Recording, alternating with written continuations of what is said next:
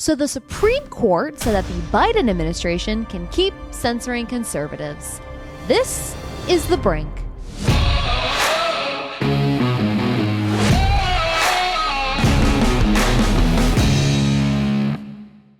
And folks, remember to like, comment, and subscribe if you like me and you like what we do here. And if you love it, you can also become a Daily Caller Patriot. This is also for all you haters out there, so take advantage of it. So they keep telling us that we have a conservative Supreme Court, but I'm just like, where?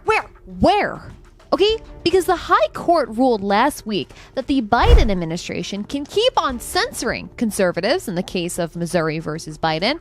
So, while the Supreme Court will hear the case, which is, it's great news, it's huge because it challenges the Biden administration's communications with social media companies to censor speech, the court also ruled that for now, a lower court order that basically said, no, the Biden administration can't talk to social media companies is paused. It's put on pause.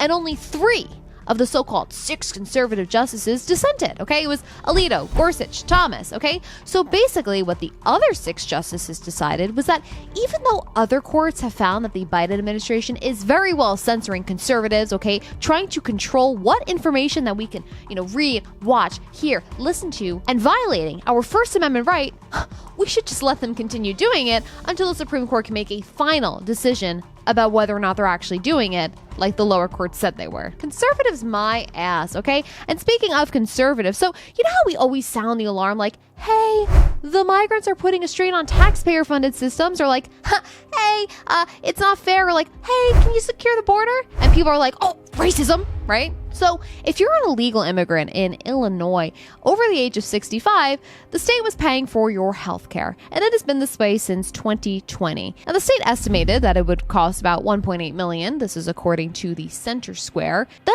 in 2022, the state decided they were going to lower the age and said that illegal immigrants 42 and over could also get free health care. Then legislators said that the 2024 fiscal year cost projections were nearly $1 billion. $1 billion for people who aren't even citizens. Okay, this is according to the Center Square.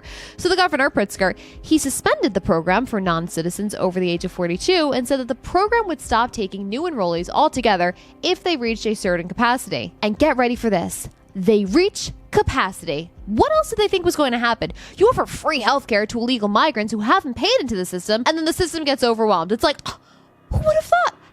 How could that be possible, right? Illinois taxpayers are paying nearly $1 billion so that people who hop the border illegally can get free health care. It's bullshit. Because there are Illinois residents who either go without health care or they still struggle to pay those out-of-pocket costs, right? But make no mistake, at the end of the day, the state will take out of their paychecks so that these struggling people can make sure that someone who doesn't belong here, came here illegally, gets to be taken care of. Now, you know how we've all seen those countless videos of pro-Palestinian protesters out and about? Lots of, non-white people. But we know that the real terrorist is the Israeli state that has been murdering, massacring. Well, it turns out that apparently white supremacists are actually the real threat to Jews in America right now, right? Not the Muslims in the streets calling for Jewish genocide, right? Not all the Muslims that we saw in Times Square, putting up the middle fingers, with pictures of Hitler, right? Yeah, so the ADL tweeted that white supremacists, quote, continue to rail against Israel and the Jewish community, gathering in cities nationwide to promote their racist, anti-Semitic propaganda. Now look, there are instances of that, okay? But are we not seeing the same stuff? Because it feels like I'm seeing more of these pro-Palestinian, non-white people wanting to kill Jews, okay, calling for Jewish genocide. And yet the ADL is concerned about some white supremacist? I'm just so confused. You could be outraged about both, that's great, but at least acknowledge with more oomph and emphasis the fact that there are people in the streets of Manhattan calling for Jewish people to be wiped off the face of the earth.